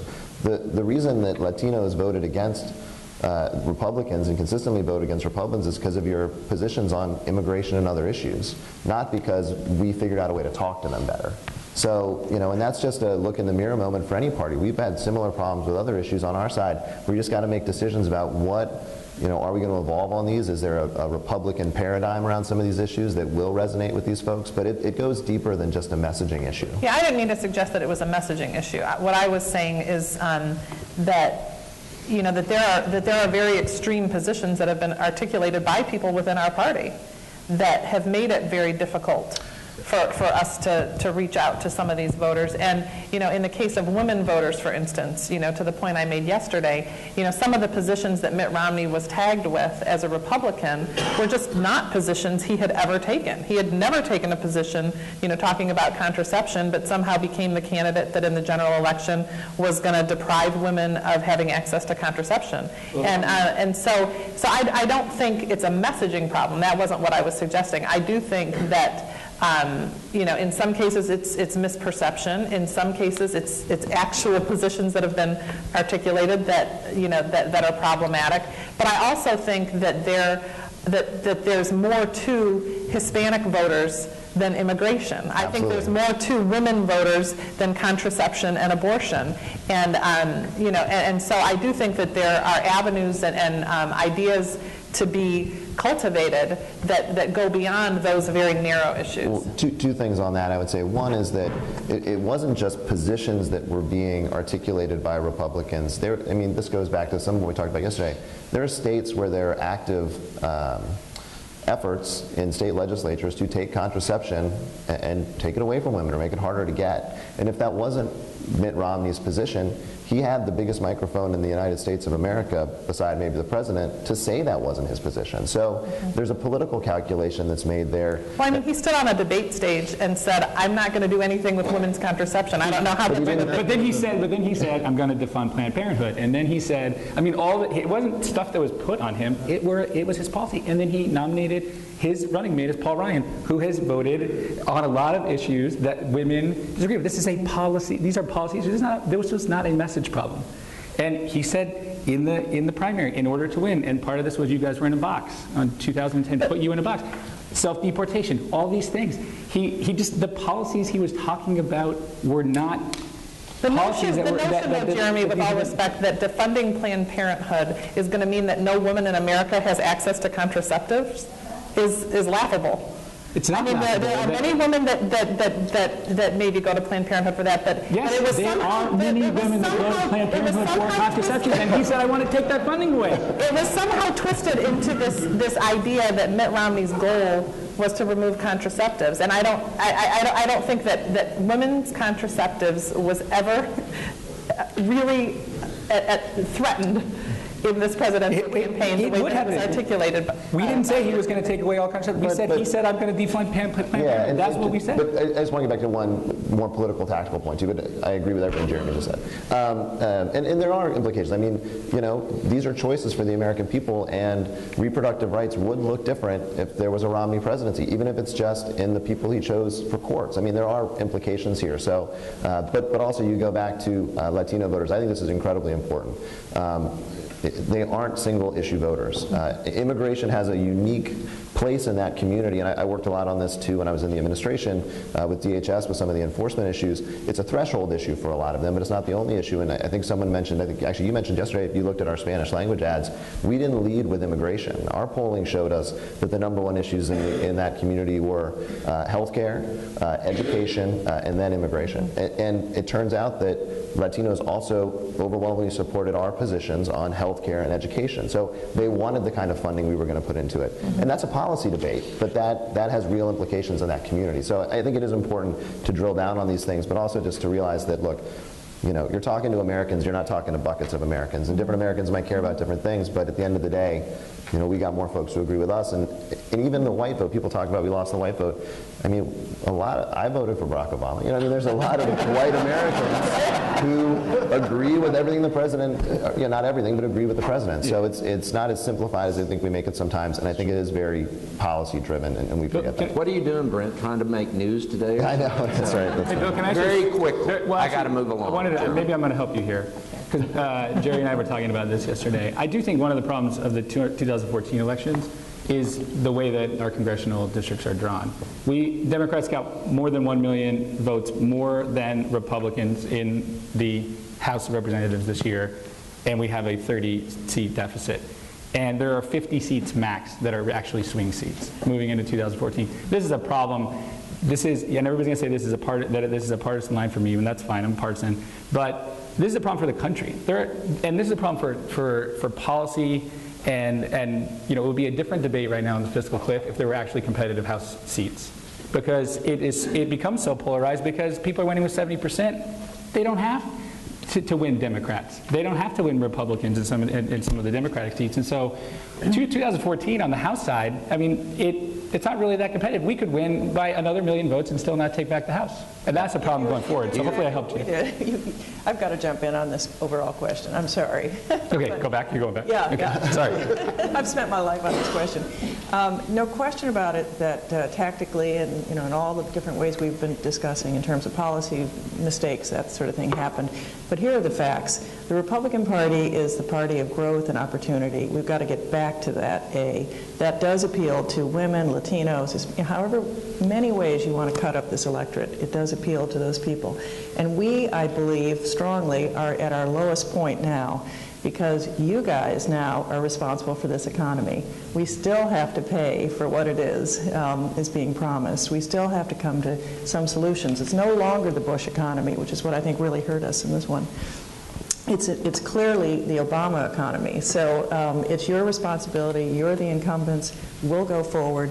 I think our party has a lot of good energy that will be devoted to this. And I think what we can do, though, is take all of their playbooks in terms of training and recruitment of young people to help us go forward and figure it out. Okay. Jeremy was trying to move us forward to one of my two. Jeremy was trying to move us forward to one of my two final topics. He chose the wrong one. I was holding it for last, but you did get one of the two, and that is the 2014 and 2016 elections. Just some very quick comments around the table. I have one other topic to cover, and then we'll open up to Q&A from the audience. 2014. What's going to happen? It's they're going to be on defense. You know, it's the first midterm and a second-term presidency. It's never, and I'm sure your base will be aware of that, and you'll be communicating with them just as we did in a similar situation. The House, we can all make our own predictions. We know what's going on here. But I think in terms of posturing, you're going to be in a different position, in the midterms. I think that's right, but I also think that it is the Obama economy now, and again, we can argue over who's responsible, how the economy works, how much influence does the president have, but things are headed in the right direction. They may not be fast enough for some folks, but it'll be interesting to see how that happens over the next 2 years. And I honestly believe that either candidate, if they had won, would have inherited a pretty good situation in terms of where the economy's going. But it's the Obama economy, Obama affordable. I'll give you 2014 in 2 sentences, since you wanted to go fast. There is only one Republican senator up for re-election who comes from a blue state. There are 7 Democratic senators up for re-election who come from red states. That's 2014. That's the interesting test that we'll see. But that was supposed to be this year. I totally agree. I'm just saying, interesting. Jeff? Yep. I think we'll have a better sense after we sort of see a resolution to this, the fiscal cliff discussion, or a non-resolution. That's going to go. A lot of Republicans and Democrats are going to have to take votes that are going to come back and potentially haunt them or not in 2014. We'll see the strength of the Tea Party, if it still has strength or not. We'll see how many Republicans face primaries and how many Democrats face primaries. So I think it's a little too early to say what 2014 will look like. James, Erin, any thoughts on this? You guys will be covering the midterms. I agree with everything, especially Jerry's point, which is exactly what I was going to say. Democrats will be in a defensive posture, but we expected that going into 2012. I think anyone at who wasn't publicly spinning on the Democratic side 2 years ago would have been very surprised by the final Senate map. And so I think it's an eternity. It's 2 years out. It seems like Republicans will hold control of the House for some time with these redistricted seats, but that's everyone thought going into 2010 that there was no way Republicans could win. Well, I actually talk about 2016. Obviously it's 4 years away, and we were saying yesterday it's a long way away. A lot of things can happen, but I do think this idea that Democrats have a permanent lock on things is ridiculous. And if you believe in the pendulum swing, which I think many of us do, and you look at some of the realities going into that election, Democrats do not have as good of a bench for 2016, and the Republicans have a pretty superstar kind of bench from what it looks like now. Obviously, like I said, things can change, but I would say where things are right now, Republicans probably have an advantage going into that presidential election. Okay, let me ask a follow-on, just to follow on to Jerry's point, because I thought that was an excellent point. The Republicans lost 5 Senate seats in the last 2 election cycles that they arguably could have won. Were those seats lost because Republicans nominated a candidate that was too conservative, or because they nominated a bad candidate? There's a distinction. There is a distinction. Yeah, put your hands together. By and large, they were seen as unqualified and therefore bad, and they were conservative. Okay, but it was really the qualification question. And the quality of the candidate. The quality of the candidate. Well, it's also the Republican primary voter, which is a very small group of voters determine these nominees in Delaware and Nevada and Missouri and Indiana. They tend in a primary to overlook the qualifications in order to pick the more conservative candidate. So part of it is that primary base isn't making the same decisions in a primary, which is what general election voters are going to make. Right. And that's why those candidates, while they are conservative and ended up being bad, didn't have to be bad, but those qualities were overlooked in the primary process. James? And the Republican problem is that Katie is not your average primary voter in 2014 and 2016 states. And so the recognition among Republican leaders elected in the strategist operative world is not the same as the Iowa caucus electorate in 2016. And so if there is any movement on immigration, there will be a Republican candidate who demagogues on the issue, and that will continue to be a fight that Republicans have. And there's a real danger that there could be a significant internal Republican schism on But to be that and clear, everything I'm else. probably more average than people might think. I'm very conservative ideologically. But I think that there are a lot of people that are ideologically very conservative that also value a candidate that should actually be in the United States Senate and actually want to see candidates that are qualified to do the job. And so I think, it's not necessarily that candidates are too conservative. I think candidates can be very conservative and win general elections and effectively govern. But we have to nominate, good quality candidates. There's more to this than just putting your name on a ballot. If you can't go out and raise money, if you can't go out and, talk to the media and articulate a position, and you can't talk to voters, you probably shouldn't win. Well, in a lot of states and districts, we have to rebuild the infrastructure. It gets to your point. I mean, we have to place a greater emphasis on registration and recruitment, especially of these groups that we've lost. And that comes through policy questions, yes, but it just comes from doing it, And it's, again, history says it can be done. We've done it.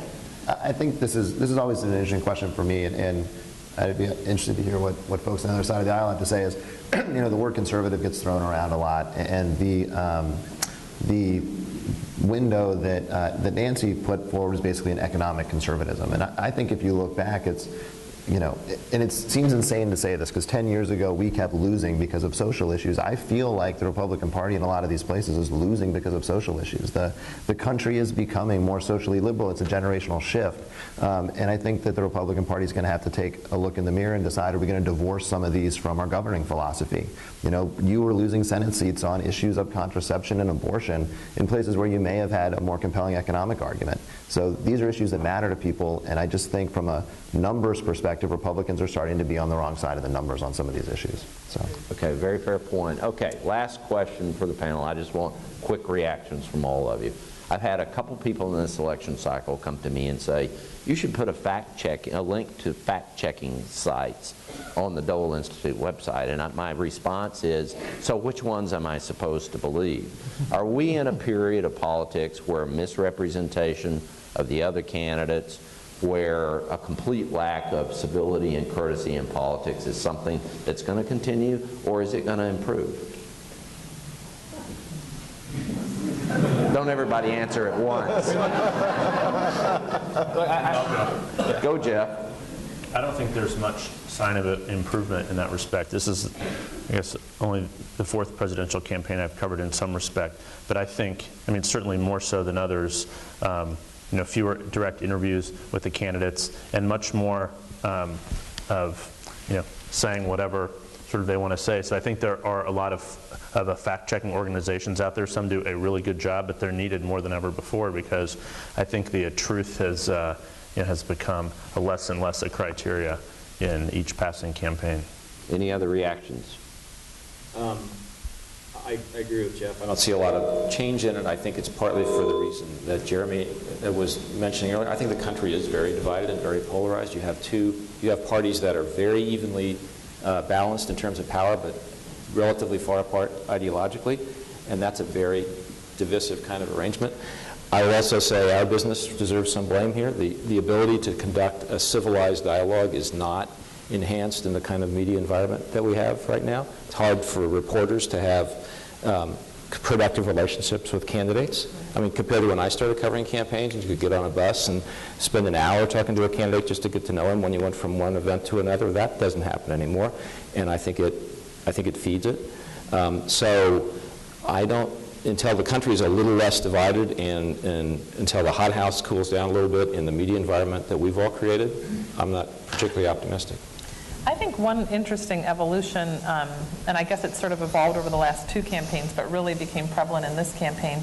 Candidates are naturally reluctant to sit down for videotaped, any kind of videotaped interview, because if you, misspeak and make one comment, that was imprecise, then all of a sudden it dominates cable news coverage for 5 days.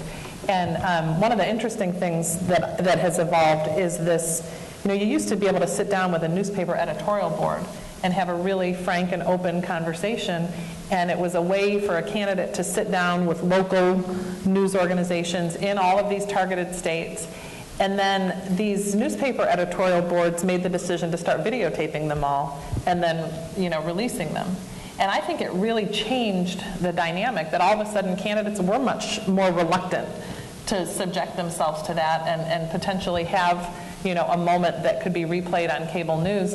And it's something that I think is a lost opportunity for these local news outlets to really be able to sit down and have frank and open discussions with the candidate and then just cover it in print in a different way than they're doing now. And I think that they've hampered their ability to be able to get FaceTime with these candidates because of that. Let me ask a Can I say one Jared. optimistic point? We just had a presidential campaign in which a Mormon was running for president and was never vilified by that, never talked about on our side.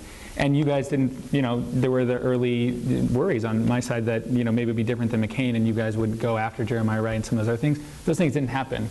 And we were actually having a policy debate about taxes for millions of Americans to listen to. And so we've talked a lot about the tactics behind it, but we were having debates about these social issues, about policy.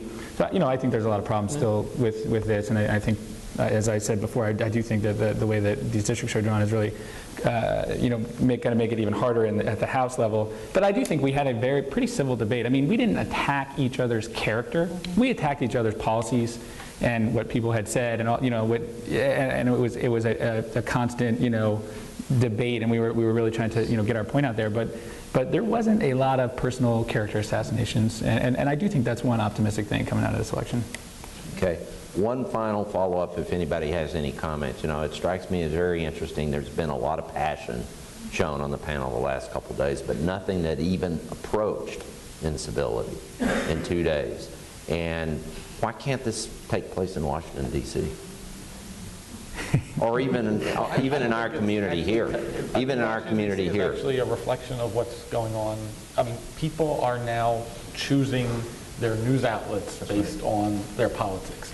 They're choosing where they live based on how bluer areas are becoming bluer, redder areas are becoming redder. You see this divergence both in voting patterns, you see it in terms of audience for television and radio, you see it in terms of what people consume on the internet. I mean, you even see it in I've had plenty of people tell me they've stopped friending people on Facebook because they put up political opinions they disagree with. So even on Facebook, people are dividing their friends apart based on political discussions. I don't think it's just Washington. I think this is gone down to even the personal level. Okay, I want to go to questions from the audience, but I just want to commend all of the panelists. One of the panelists said to me last night, I hope I didn't get too excitable. And, Sorry. And I said absolutely not, because it's great to be passionate about your views and how you feel. But you can do it the way that we've done it the last 2 days, in a civil fashion. Questions?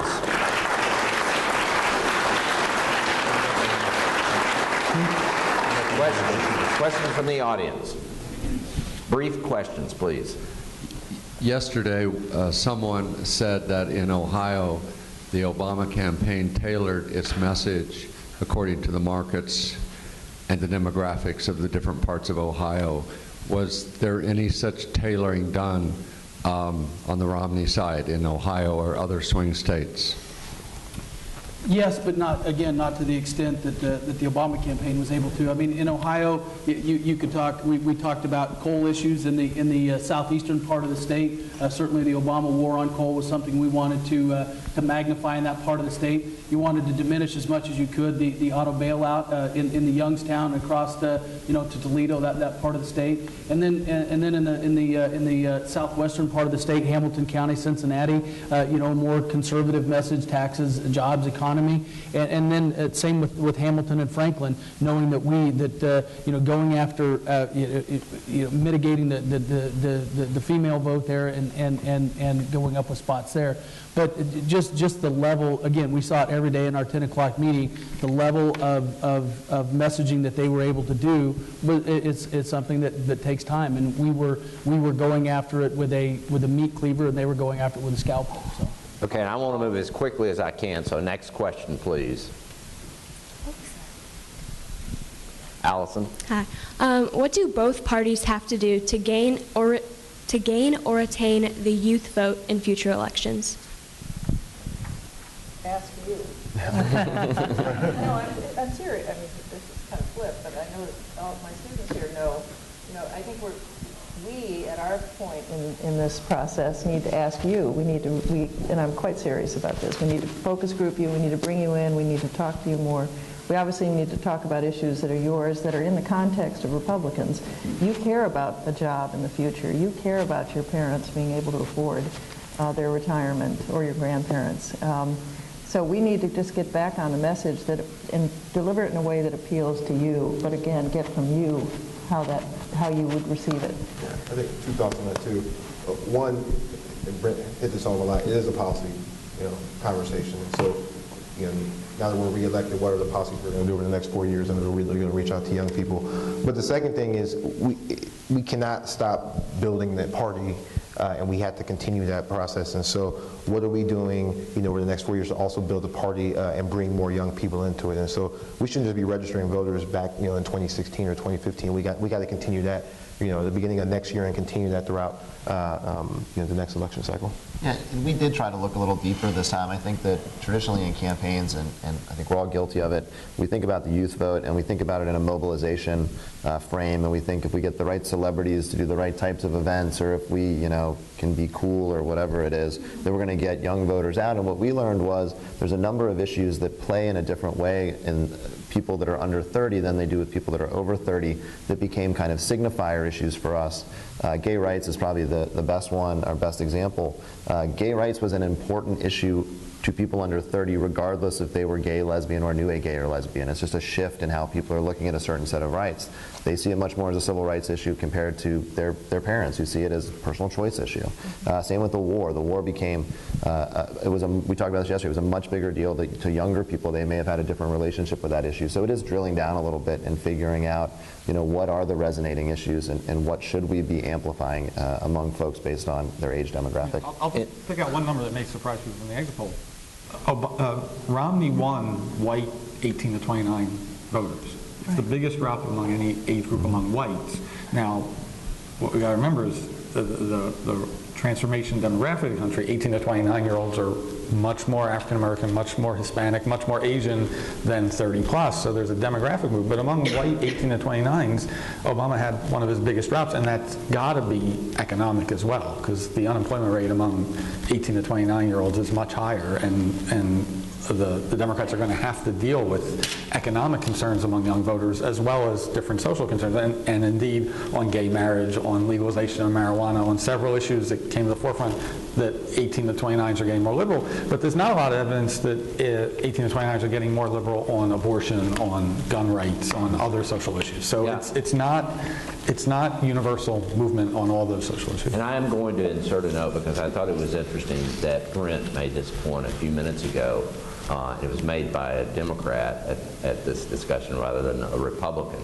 I cannot imagine, and maybe this is old age and a bias, but I cannot imagine Barry Goldwater and Ronald Reagan allowing their Republican Party to be as intolerant as this one has become. Exactly. So, next question. Thank you for your civility. My question has to do if we would change Article 2, Section 1 of the Constitution so what we'd have a popular vote. How will that change how you do business? And the second question I have for the political type sitting at the table. Only one question, sir. I'm sorry. One question. It's a good question. I mean, look, our jobs would be so different. I mean, I never went to New York City. You know, I maybe went there for a fundraiser or something this time, but I probably would have spent a little bit of time there trying to mobilize our vote. I mean, it would be just a completely, I mean, just from thinking about it as a person who's worked on campaigns, it would totally fundamentally change the way you know, look about turnout and everything. I mean, you know, in some ways, if you think about it, it doesn't really make sense. You know, if somebody's running for the mayor, that, you know, here, they don't need to win a certain number of city council districts, they need to get the most votes to become mayor. No one was running for president of a bunch of battleground states. We were running for president of the United States. So, I mean, just on its face value, it does seem, you know, a little bit counterintuitive in terms of how we do this, but like that's the way we do it. And so it does make it for a very interesting thing as political professionals to try to figure out what states and how do you match this all up and how do you get to 270. But there's a very real chance, like 2000, that we could have won. You know, we could have gotten 280 electoral votes and lost the popular vote, which just, to me, doesn't seem right. Yeah, and I'll tell you, as someone who advocated yesterday and still believes that the Electoral College is a problem in terms of how we pick our leadership, the one good thing that comes out of a limited number of states is I think that the candidate interactions with real people, even today, are different. We wouldn't do the types of events we do. We wouldn't use his time the same way. It would become a even more media-driven campaign. It would become much more like a national advertising campaign, I think, and kind of the retail side. It would still be there, but you know, there is, when you have a smaller pool, there is a value to the candidate's time in this community because this many people are going to come see him. Now, if you aggregate that across the country, that's just not a good use of your time. And much more media-driven digitally, as that will be the best way to get your message out to everyone, because you couldn't buy TV ads in every media market across the country. But then we'd be robbed of the opportunity to spend so much time at the Des Moines Marriott. New Hampshire primary wouldn't mean much in a small state. You wouldn't know all the best parts. Right. Okay, next question. Hi, one of the issues that's really important for me is seeing as high a voter turnout as we can, no matter party affiliation. I believe it was Joe who said red states are becoming red or blue states are becoming bluer. I've read a couple of stories. Do you think that that's more in relation to geography, more people are moving to be around those who are more like-minded as them? Or do you think it's more kind of a political minority feeling suppressed and that they shouldn't go out and vote because it won't make a difference?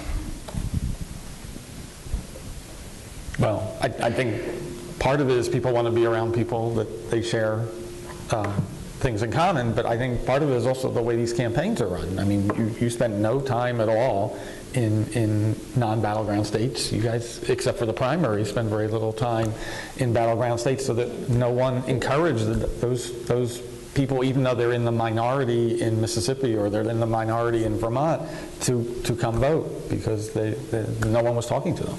One of the reasons that we thought that there was a possibility for President Obama to win the Electoral College and lose the popular vote was polls kept showing in the South that Romney was running up very high margins. And that was what explained some of the national polls where Romney did have a lead very briefly. And when we talk about the 80s and the 90s Democrats voting for the Republican presidential candidate, that was because there was a sorting out, which is now complete, which is the kind of the ancestral Southern Democrats and some of the Reagan Democrats who are now Republicans. And I think that you will see the pendulum start to shift back in the South. If you look at some of the returns, there are Southern states that, because of these demographic changes and because of other changes, could become competitive in the next decade or two. And I think then you will see potentially a change in what you're talking about. You mentioned voter turnout too. I do think, and not to get too into the weeds what we discussed last night, but there is a process question that too. And I do think both sides need to come together and say, how can we do this? If you look at states like Washington and Oregon that have mostly mail-in, voter turnout is very, very high. Colorado now has a permanent, mail-in list that you can sign for. So I think there's just in terms of voter turnout itself, there is a process that we should have a joint conversation about how can we expand that process across the board as well. Okay, next question. Yes, Professor listening Pennington, to how are you this discussion this morning has given me a new appreciation for the complexities involved in mounting a presidential campaign. So my question is, given all of the variables that determine a candidate's success, what role does public speaking play, do you think, in determining the success of a presidential candidate?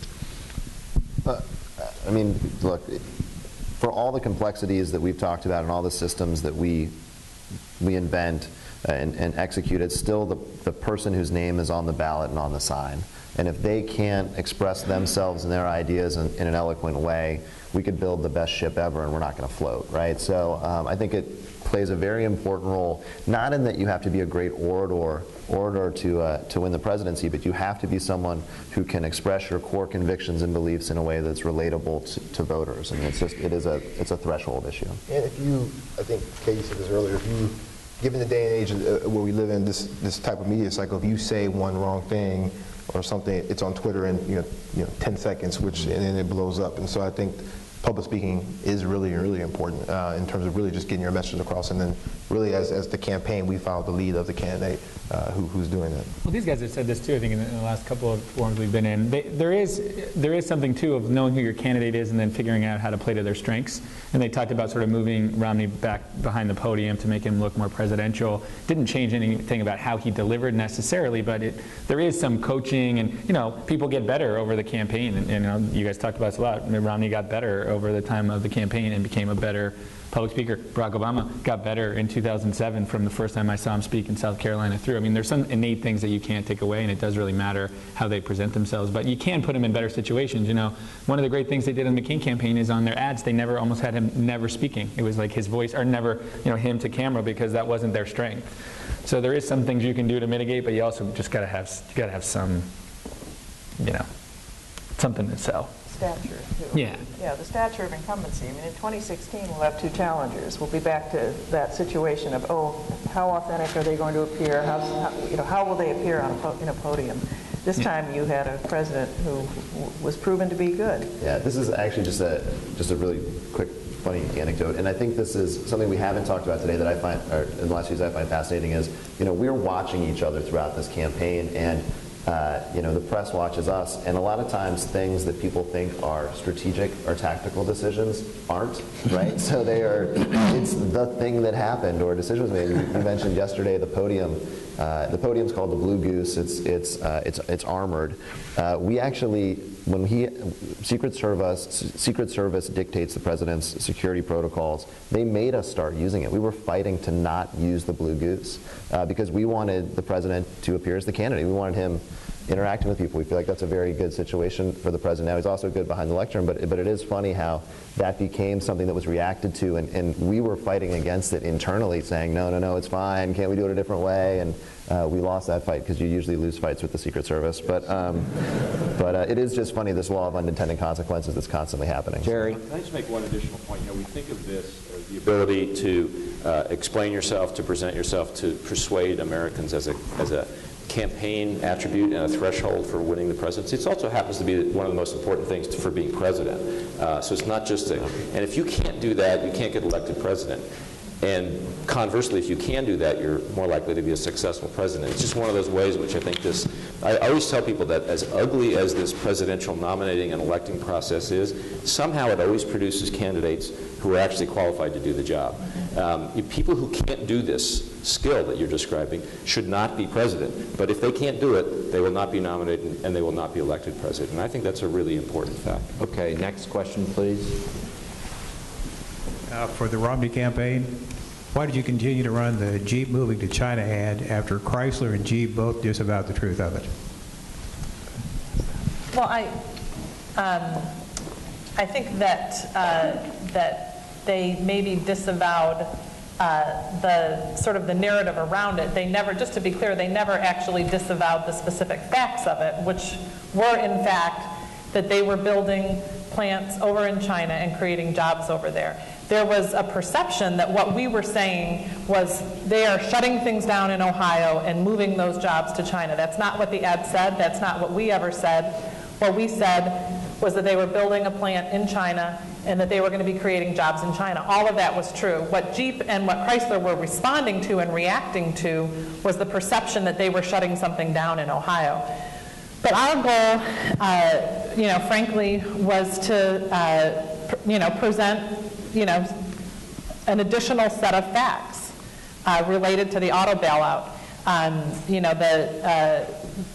this was an issue that was something that had been, where Mitt Romney's position had been mischaracterized dramatically, thanks to our friends over at the New York Times, and an unfortunate headline that came out of 2009, where Mitt Romney, sort of articulated a path for how to bring Detroit back. Detroit was his hometown. It was an industry that was very near and dear to his heart. He articulated a path that he felt would have kept the government from owning such a huge chunk of the auto industry and from handing over the keys of some of these large companies to the UAW. And that was characterized in a headline that said, "Let Detroit go bankrupt." That was something that was put in our face, the entire campaign, and we felt like we had to do something to present an additional set of facts for people to consider with regard to what was happening to American taxpayer dollars in the form of the auto bailout. What we said in that ad was factually correct. Jeep and Chrysler never countered the facts of the ad. They really just were trying to respond to a narrative that was created around that. So, people can, quibble over whether that was effective or not effective, but I do think that it added a set of facts into some of those markets that was information that was new information for folks. The piece that Katie's referring to is actually an op-ed piece that Governor Romney submitted to the New York Times. It was actually in 2008. It was 2 weeks after the election in 2008, and he submitted an op-ed which ran under the headline, "Let Detroit Fail." I think that was the headline, right? Let Detroit go bankrupt. See, I don't even remember it. And then Governor Romney also, he also repeated it at least once in a television interview with CBS, which ended up being an ad, I think, that you guys ran. But I always wonder why he submitted that op-ed to the New York Times. I wondered if he tried the Journal, they wouldn't take it, or if he tried the Post. I've often wanted to ask him that. No, but this was back in November of 2008. But anyway. It was a headline for a piece that he submitted for publication. So okay, we're going to absolutely. We're going to go around, and anybody who wants one last comment can have one last comment, but only one. Okay, Brent? On anything that you've heard the last couple days. I guess I'll start. I think one of the things we're talking about Latino voters, and obviously immigration isn't just the only thing that we talk about with respect to those voters. However, I do think after the fiscal cliff negotiations are over, if ever, I think we're going to see immigration move through Congress next year, and I suspect that discussion could be more civil than we saw in 2006 and 2007. I think there will be some loud detractors, but I think those voices will be fewer because I've talked to a number of Republicans who want to handle that differently this time. So.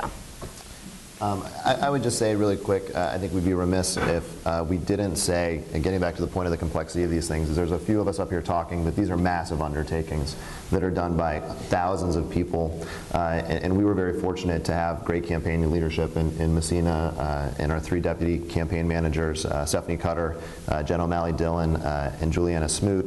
And one piece that hasn't come up today that was a strength of ours that we haven't talked about as much publicly was our research operation. I come out of research, so I'm a little biased to this. Elizabeth Jarvis-Sheen was our research director. She was fantastic. But the ability to have good information, not just on the data side, but on the research side, is crucial to have that early. We couldn't have done the things we did to define the candidate when we did if we hadn't invested in that resource early. It's a part of politics that doesn't get seen a lot for good reasons, but they were an amazing team, and also our policy team that was led by a gentleman named James Quall. The ability to get that information in a reliable way was one of the keys to our success that doesn't get talked about a lot. I think both sides. The good thing about the process in general is that we got a lot of people engaged into democracy in general. So we talked a lot about our field organization, but same on the Romney team. We have people who are organizing in communities across this country, and I think that is good for this country. I think it's something that as we move into some of these discussions we're going to have next year, we have to keep that going on both sides. And then I also just say rock, chalk, Jayhawk.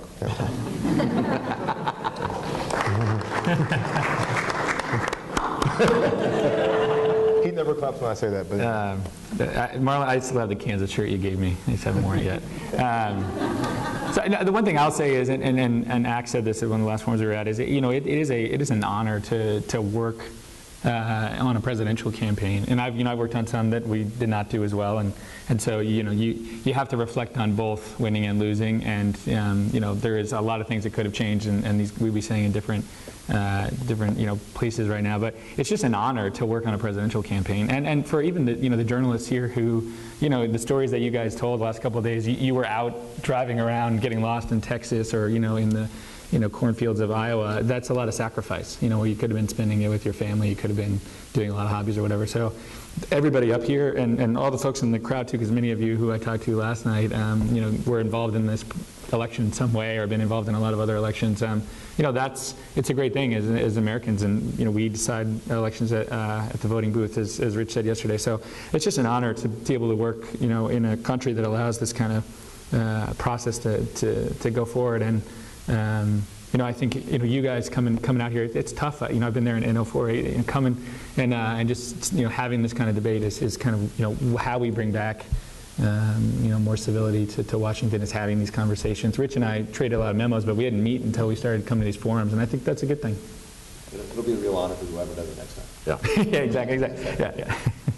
I just think the one very quick thing, the concept of election day, I think was shown in this campaign to be a somewhat of an artifact or a relic. I mean, the fact that people are voting so early and so often in all these places really has changed how campaigns work. And I mean, I was in Des Moines writing a story on September 27th about how Iowa's early voting was starting, and it seemed so early and crazy. But campaigns are totally different now, and election day is no longer a day. It's more of a month or a state of mind, a season. Right? Okay, we'll go over here. If any final comments, Jerry, start with you. Just two very quick ones. I find it interesting. This was after 3 straight national elections, 2006, 2008, 2010, which were change elections. This was a status quo election. I suspect we're in for more change elections rather than more status quo elections, but that's just my guess. The second thing is, I would just underscore something Jeremy just said, which I hadn't thought about all that much, but this was a harsh campaign, but it was not an ugly campaign. I mean, we've all been involved in or covered ugly campaigns, and this really actually wasn't one of them. And I hadn't thought about it until you said that, but I think it's worth underscoring that these were 2 decent guys and 2 decent campaigns, and that counts for an awful lot. Just to reiterate again what Jeremy said, it is an honor to do what we do, and it sort of ruins you for kind of regular living. I'm not sure what you do for a rush after this. When you win, everybody thinks you did everything perfect. When you lose, everybody thinks you were an idiot. I have enjoyed and the interaction that we've had with these guys over the last couple of weeks, and have learned a great deal. And certainly if you're an operative like we are, you can't help but respect what your opponents do, and when they best you to try to look and see what you can learn from it. But it's been, for me, the ride of a lifetime to work on this campaign, but to work for Mitt Romney, and for folks that have never had a chance to know this man personally. And again, I think our friends on the other side would say the same thing about their candidate. I've been doing this for a couple of decades now, and the more I've gotten to know Mitt and Ann Romney, the more I respect and admire them. And that's not something I can say about every candidate that I've ever had the opportunity to work for. This was a fine man. And at the end of the day, I'd rather lose with him than win with anybody else, because I don't regret 1 minute of what I had the privilege of doing and putting forth the agenda that he was putting forward. And I think it was a missed opportunity, not only for us, but for our country. But certainly we all stand together as Americans at the end of the day. So. Just 3 quick things. First, thank you for doing this. To Jeremy's point, I would much rather be the victor in this, but was it St. Thomas Aquinas said the unexamined life is not worth living? So, getting to go through this and sort of evaluate and peel back the curtain and see what the winning team did. And for a hack like me, it's fascinating, and it's things that we'll go back and work on. The second thing is this to the team. To Katie's point, we now stand and move forward as a country. But the third thing is this is my 4th presidential campaign. and I've never been involved with a better group of people in Boston or around the country and a candidate. You know, a lot of us went through a lot of hard times, whether it was in the primary, in the general, the 47%, but as a campaign we came together, and I've never been involved in an operation like this where, you know, to your point, Jerry, there was no backstabbing, there was no stories that the press had about, you know, for the most part on either campaign, and you really become a family going through this, and for me, you know, the last 2 years have just been an incredible experience that I wouldn't trade for anything. So. To Jeff's point, these campaigns keep starting earlier and earlier. Not only is election day gone, but we're already seeing maneuvering for 2016. Obviously, the big question that will hang over the Democratic side is whether or not Secretary of State Clinton runs. But you're still going to see this process start earlier. We do live in that permanent campaign world that we were asked about yesterday. But to what Jerry said, as silly as it sounds and as frustrating as the Electoral College might be to some people, and the primary process being really long, we did get to fundamentally decent people as the major parties' nominees.